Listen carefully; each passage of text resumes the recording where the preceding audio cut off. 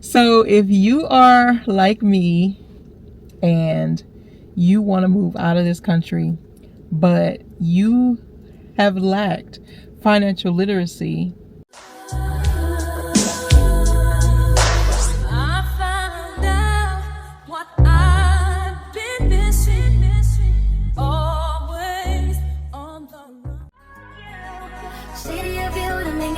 just like this, what I would do to make you feel. So put you in a rush, go. What you trying to meet your maker, darling? Oh, you running out of time, huh? But time ain't even real. You really need to chill. It's all an illusion. You get it mixed up in the fusion. Whatever it is you try to see, you can sit down. Welcome back to my channel. This is Elise from Discovering Elise. I'm about to get me a matcha latte for the first time. So let's see how this goes.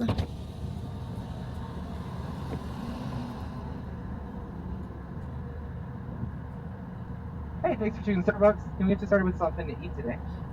No. Okay, what can I get for you? Can I get a venti iced matcha latte with oat milk? Okay, venti iced matcha with oat milk. Yeah, 2 pumps of vanilla. 2 vanilla. 2 pumps of brown sugar. 2 brown sugar. And 2 classic. And 2 of the classic instead of 4. Yes. And okay. Can I? No, actually, just do the 4 classic. Okay, regular amount of classic. And what else? And then can I get strawberry cold foam on top? What else for you? That'll be it. Great. And what's the name today? Elise. How do you spell it? E-L-I-S-E. Because I was going to put a Y in there. Anything else? That'll be all. Alright, so I got the venti iced matcha latte with 2 pumps of vanilla, 2 pumps of brown sugar, oat milk, and the strawberry cold foam. That'll be $7.79. We'll see you at the window. Okay, thank you. Thank you. Y'all, we're gonna see how this tastes. I don't even see me. Okay, there it goes. I got it. I got it. Look how pretty. All right, hopefully it tastes good, because I tried to look on TikTok and get recommendations, but I made up my own sort of kinda. Somebody got the sweet cream, but I wanted vanilla in there, so we're gonna see how this thing tastes. I'm nervous. I'm nervous. But we about to hit the road for a long drive, so I wanted to try something.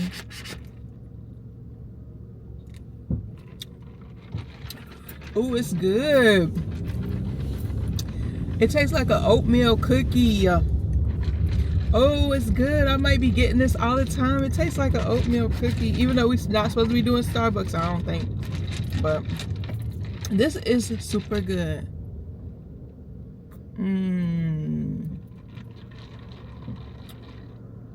Y'all try this.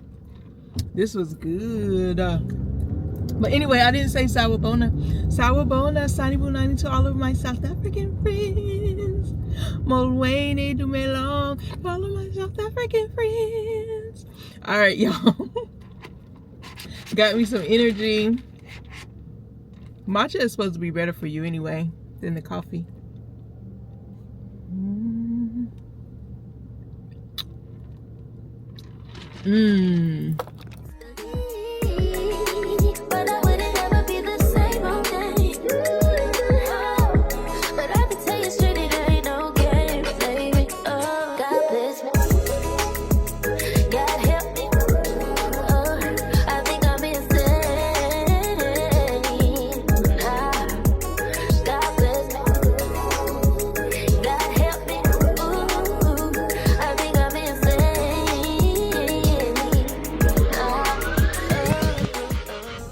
Y'all, I didn't even pick y'all up while I was driving. I was too busy listening to these podcasts and just listening to different things while I drive. I like listening to podcasts while I drive, distances versus music. I don't know.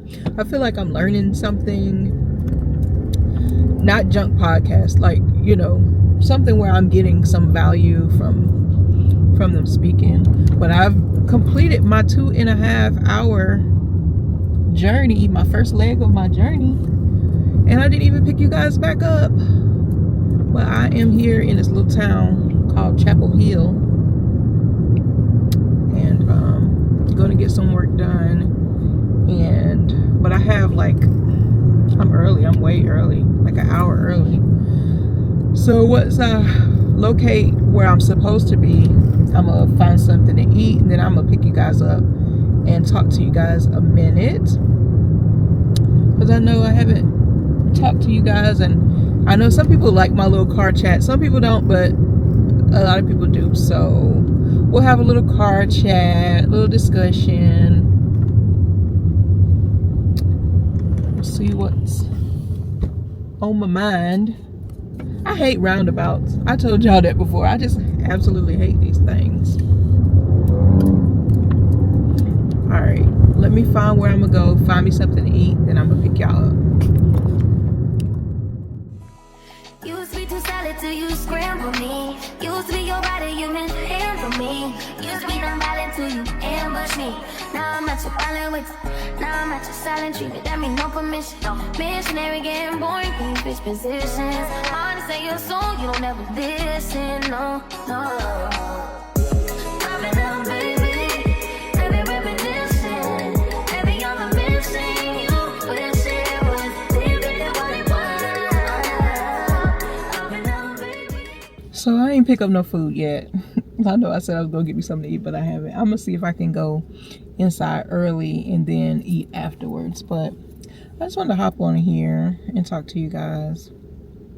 So y'all know what's going on over here on this side of the world, and it's so many people wanting to move out of the country.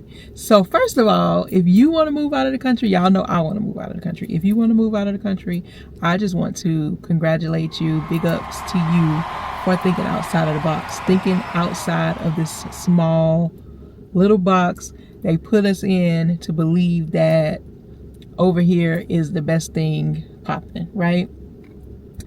You're thinking outside of the box, and you know that there is life, there is better, there can be better life, there can be peace, there can be joy, there can be something amazing outside of what you know to be, that you know, right? America. So congratulations, first of all, for thinking outside the box. Because there's so many people that just are settling and just want to stay here, or they don't know how to leave, or don't know how to I don't know, they just want to be here. They're just gonna stick it out and tough it out and deal with all the problems that come with living here, because they don't know anything different. And for them, I wish and I pray that God opens their eyes and their minds so that they can see that there's more to life than just here. People outside of the country live such a beautiful life. A life of ease, a life that's not based on consumerism, not based on your occupation,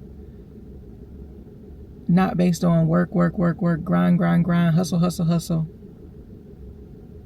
Like the other countries I've been to, it's just like relax, like no worries, you know, all that good stuff. So if you are like me and you want to move out of this country, but you have lacked financial literacy your whole adult life, you didn't grow up with parents that knew a lot about financial literacy, about investing, about retirement. Like your parents didn't know anything about that, so they didn't teach you. You didn't learn anything about financial literacy in high school or college because you didn't choose that path. Hold on one second. So yeah, so you didn't learn anything about financial literacy in high school, college, and now it's crunch time. It's crunch time for me, because as a single mom, the retirements that I did have, I was just like in the jobs that did offer like 401k and those things, I was thinking about the here and now and needing all of my income and not really interested in putting any income away because I needed every cent that I was making to take care of my family. And I know other people are like me and was in situations like me. And it's tough, right? Because now my future self from back then would have really benefited from having retirement or investments that I could have pulled from, right? Now that I want to leave, but I don't have that. So you're like me, you don't have any pension, you didn't go to the military, you're not disabled, so you're able-bodied, you can still work, right? So what do you do? What do you do? Because everybody that I watch and subscribe to, and everybody that's moving abroad and making a better life for themselves, the majority of them are retired from military or have some sort of pension, or they're retired teachers with a pension, federal workers with a pension, like something coming in, like money coming in now. And they're older than me. Some maybe not, but I'm assuming, yeah, they're pretty much older than me, like 50s and up, right? Or they have a lot of money that they were investing, and they knew about investing a long time ago, and they did what they needed to do, right? So they could live the life they want now in their 50s or whatever, late 40s, 50s. But then there's the people like me, the people like me who didn't have that financial literacy, didn't save anything, like you spent like everything, and you don't have like a big chunk of money saved. You work a job that you make good money, yes, but you didn't put anything away, and that's slap on my wrist but for not knowing. But now that you know better, you do better, right? So you want to move, so what do you do? So I can tell you what I'm doing, and then maybe you can think about it and do the same or tweak it for your own journey, right? Because we're all on our individual journeys, we're all on our own individual path. So I would say the first step would be make sure you get your passport. Make sure you have your passport. So if you don't have your passport, you need to go and apply for your passport. You'll take the little pictures. I have a video, I think, talking about passport information and how to get your passport. Just look through down there. If I can find it, I'll link it. But so you need to get your passport and have that ready to go, right? Because we don't know if there's going to be any changes with the passports. We don't know if there's going to be major delays. You know, people getting laid off, and there may be delays in getting your passport. So if you want to have that passport, I would suggest that would be the first thing that you should do, is get your passport, renew your passport, make sure you have enough time on the back end, you know, of your passport, right? Then the second thing, you need to figure out where you want to go. You need to research your countries, because y'all know where I want to go. I want to be in South Africa. So, you know, I've already been researching the countries. You need to look at the culture, look your lifestyle, and see how your lifestyle would fit in with the culture that's there, the languages, all the stuff surrounding your country of choice. How did I totally forget to say, look into the visa options of that country. Now, you know, on the American passport, we can go to some countries for up to some countries 30 days, some countries 90. South Africa, for that case, we can stay visa free for 90 days. Some places 180 days, some places you can stay like, I think, a year. So look up the visa options for your country. Look up how long you can stay visa free, and then also look up what you need to do to get that visa.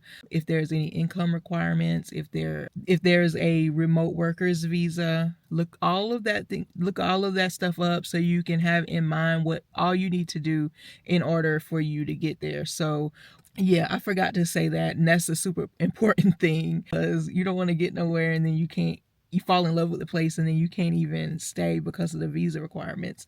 So yeah, insert somewhere.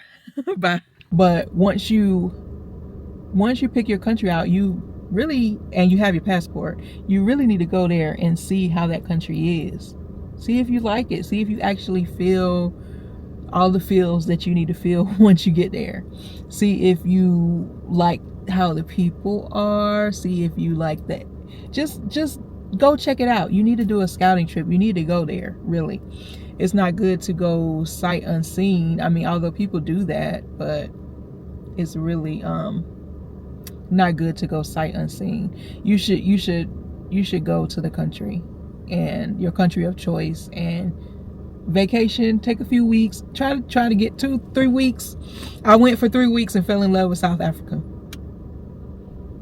and that's where my heart is. I left my heart there those 3 weeks, and ever since then, that's all I'll be talking about on my channel. Y'all see.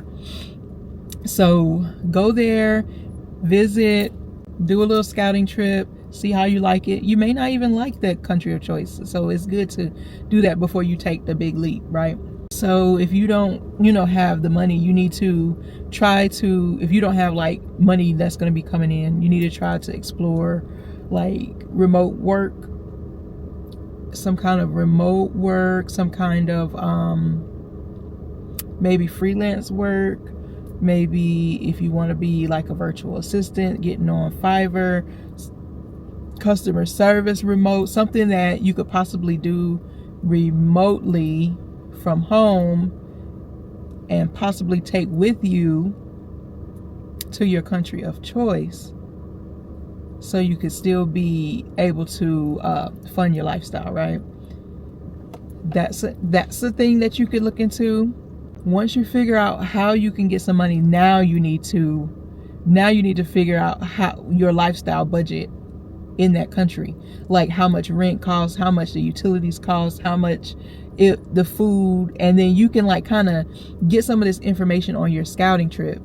Once you're there, just kind of take note of what things cost, transportation, healthcare. Do your research, find out about healthcare, because you'll need that, how much it'll be, if you have to pay like the whole year in advance. Some countries make you do that, or if you have to pay like 6 months in advance, or how much the rent would be. And preferably you would get somewhere where the US dollar, where you can the US dollar would stretch. So that's the thing. And then take note of all these things, and then once you come back, you need to start making a little plan, a budget to save, putting your money aside. Then you want to look at trying to figure out how much, like a budget, right? You want to know how much it would take for you to live there for a year, or for however long, for an extended period of time. So you can look at the amount of money you need to have to save, to build up a savings in order to have that way to take care of yourself, because you don't want to go to another country and be dependent on that country. No. So that, just have that in the back of your mind for later. And then set a date. You need to pick a date. You need to set a date. Set a date for when you're going to leave, because if you don't set no date, you keep saying next year, next year, next year, next year never comes. So set you a date of when you want to leave, and try to stick to that date, and then start breaking down your monthly budget and breaking it down so that you can be making these savings goals each month towards your main big goal to leave. Anything else? Let me see. And while you're doing all that, you can be learning more about your country, learning more about the languages, doing deep dives, finding people on YouTube that's already there, watching them so you can get a feel to see, because you want to keep that feeling, that energy, that momentum alive, that's propelling you towards what you really want to do, right? And looking into other ways as far as retirement, your future you. So what I've been doing is looking and doing some research on IULs. And you guys would do your own research, because I'm not no financial advisor. Y'all know that, because I ain't have no financial literacy. So I don't know. Y'all know I'm trading, looking into IULs, also investing in some stocks. I'm thinking about getting an IRA account and investing in some ETFs. And these are all those small things you can do while you're here, while you're planning. So you need to set a budget for something for retirement. Then set your budget for your move. Because once you figure out how much you'll need, like say to live a good year there, if you set that aside, then once you get there, you won't have to worry about finding employment right away. Or if you didn't have the remote work to take with you. If you did, that's a bonus because you won't really have to dig into your savings. But yeah, that's what I'm doing right now. So hopefully this helps the ones that are like me. Me and you, we're here. We're trying to figure this thing out together. And drop in the comments what you're doing to plan for if you're in my situation, and what you're doing to plan for your big move abroad. Because you can't just up and do it today. It's gonna take a little work. It's gonna take a lot of faith. It's gonna take not knowing what's down at the bottom of the staircase before you make that step. You're just gonna have to trust God. And if God is the one who put this move in your heart to leave, He's gonna be the one that helps you get to your point. So you need to lean on God, not lean on your own understanding. Have faith and trust and believe that it's going to work out for your greater good, because that's what He wants for us. He wants us to live our best life, our best abundant, most beautiful, wonderful life. And if He's calling you to move, then you be obedient. But faith without works is dead. So you have to put in some work too. You have to put in some effort, and then let God take you the rest of the way. All right, so that's all I want to say. Let me go ahead and get my work done. Well, I got like 30 minutes still. I've been talking to y'all, yapping about this. I hope you understand what I was saying. I hope it wasn't too all over the place. Comment below and let me know what your steps are, what you're doing to make your big move. And yeah, let's keep the conversation going in the chat box below. And I'll see you guys on the next one. Bye.